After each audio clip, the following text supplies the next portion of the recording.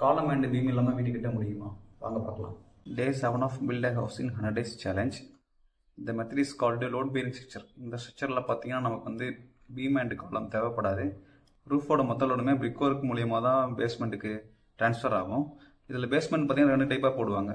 ஒரு சிலர் வந்து CR machinery random rumble machinery போட்டு அதுக்கு மேலே ஒரு பிளிந்த் பீம் போட்டு அதுக்கு மேலே பிரிக் ஒர்க் போட்டு கொண்டு போவாங்க.